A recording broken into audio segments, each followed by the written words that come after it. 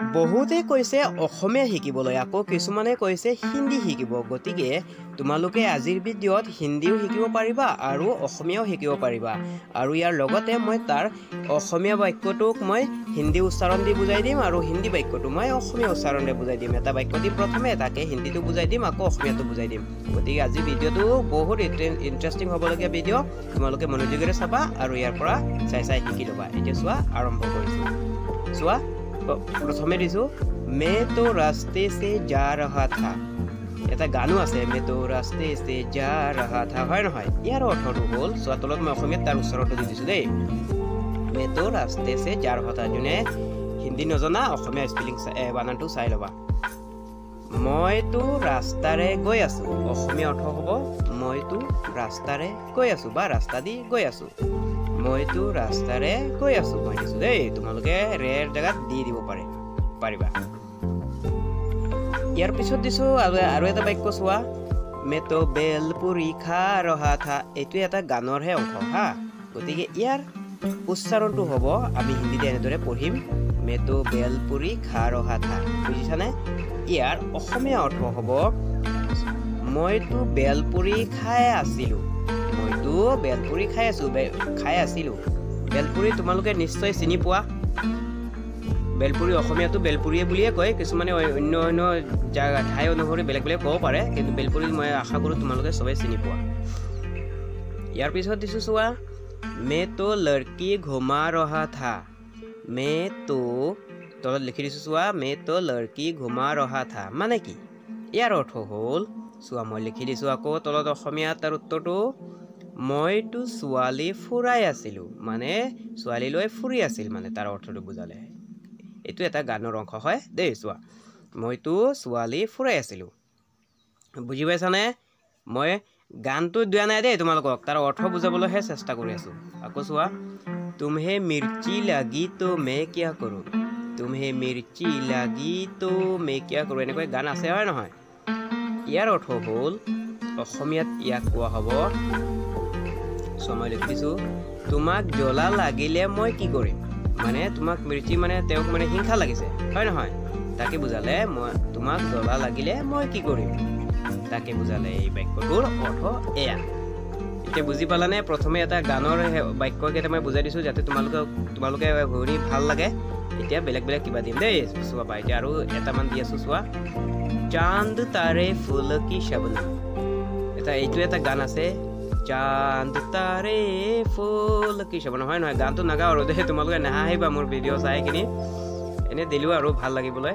ইয়াৰ অৰ্থ হ'ল, জোন তৰা ফুলৰ শিশিৰ। জোন তৰা ফুলৰ শিশিৰ। শবনম মানে শিশিৰ। শিশিৰ মানে কি জানানে তোমালোকে? আশা কৰোঁ তোমালোকে অসমীয়াটো ভাষাটো নিশ্চয় জানিবা, আৰু যোনে অসমীয়াত নাজানা হিন্দীটো জানাই, গতিকে এইটো আৰু বুজাবলৈ প্ৰয়োজন নপৰিব। এতিয়া চোৱা, আৰু গান নিদিওঁ আৰু এতিয়া দি আছোঁ চোৱা, ইয়ে কাম কিছনে কিয়া হে। ইয়ে কাম কিছনে কিয়া হে মানে আমি কেনেকৈ কথা পাতোঁ তাকে দি আছোঁ দেই। যেনেকৈ আমি কথা বতৰা ইউজ কৰোঁ, ডেইলি ইউজ চেণ্টেন্স দিবলৈ তোমালোকে কৈছা, তাকে দি আছোঁ দেই।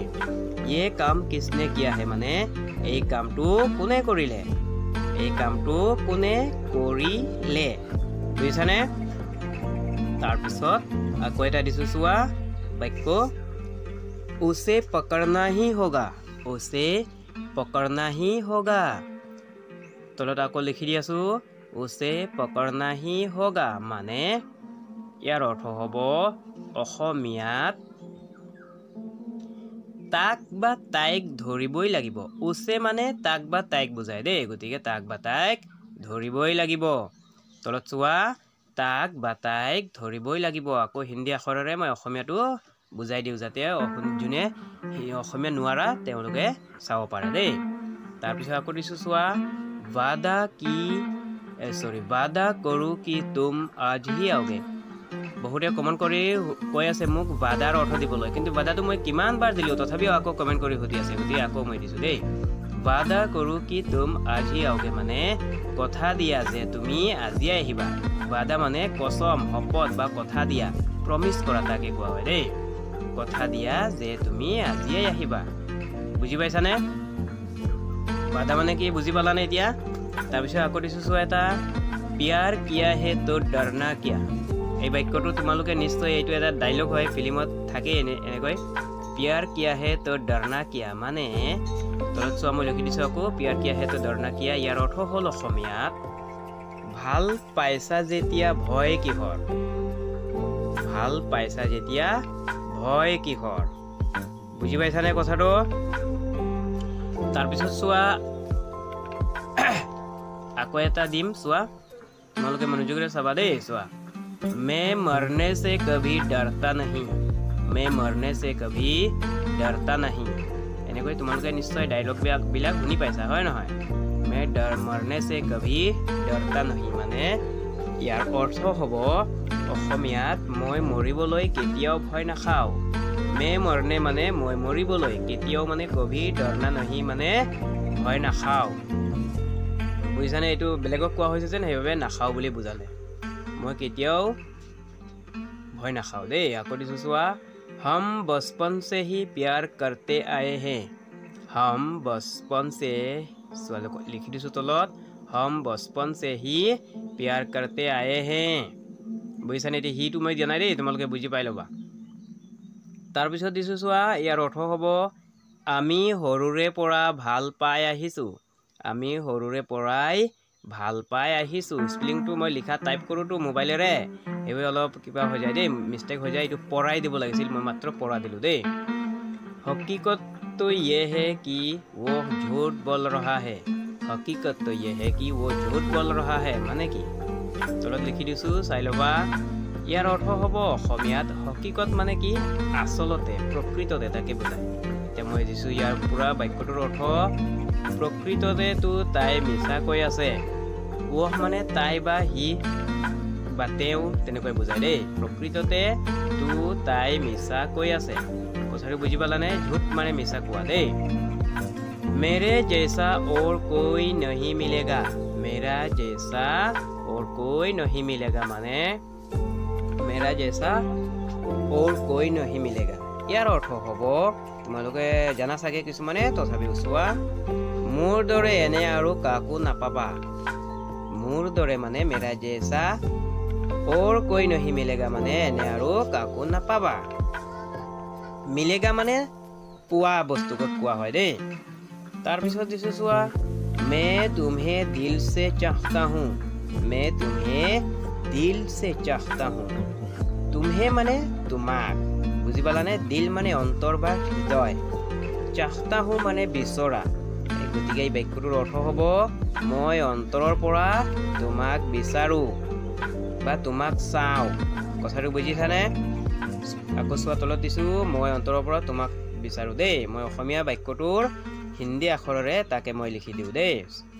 আকৌ এটা বাক্য দিছোঁ চোৱা मेरे दिल ने सिर्फ तुम्हें ही चाहता है, मेरे दिल ने सिर्फ तुम्हें ही चाहता है মানে কি? এই বাক্যটোৰ অৰ্থ হ'ল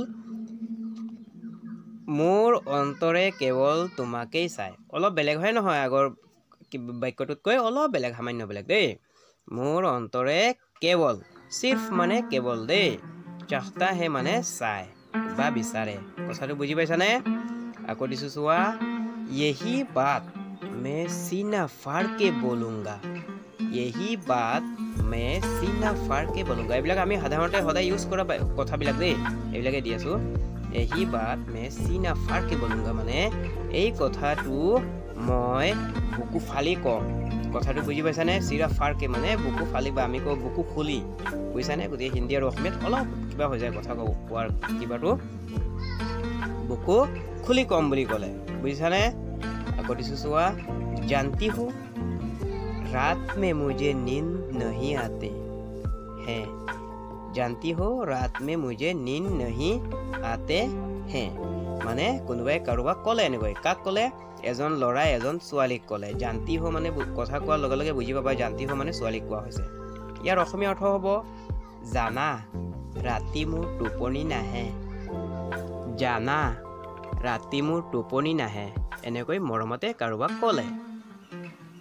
মেৰে দিল কি বাতে কিছে বলো, মেৰে দিল কি বাতে কিছে বলো, কোনোবা মানে অন্তৰৰ ভাল পোৱাত কষ্ট পোৱা মানুহ এজনে নিজে নিজে এই কথাটো ভাবা কথাটোহে মই কৈ আছোঁ দেই। মেৰে দিল কি বাত কিছে বলো, মানে মোৰ অন্তৰৰ কথা কাক কওঁ, মোৰ অন্তৰৰ কথা কাক কওঁ, মানে সি ভাবি আছে বা চিন্তা কৰি আছে কথাটোৰ। বুজি পাইছানে? ইয়াৰ পিছত দিছোঁ চোৱা, ইতনি আসানি সে নৌকৰি নহি মিলতা, ইতনি আসানি সে নৌকৰি নহি মিলতা।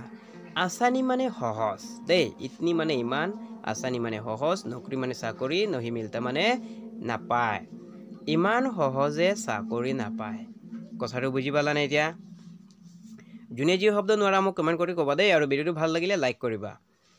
ইমান সহজে চাকৰি নাপায়, বা সহজতেও দিব পাৰিলা হয়, চাকৰি নাপায়। ইয়াৰ পিছত দিছোঁ আকৌ এটা বাক্য চোৱা, ফিৰ ভি मैं कोशिश करते रहूंगा, फिर भी मैं कोशिश करते रहूंगा, মানে কি বুজি পালা? কোশিশ মানে তোমালোকে নিশ্চয় জানা, তথাপিও যোনে নাজানা চোৱা তলৰ বাক্যৰ লগত মিলাই চাবা। তথাপিও মই চেষ্টা কৰি থাকিম।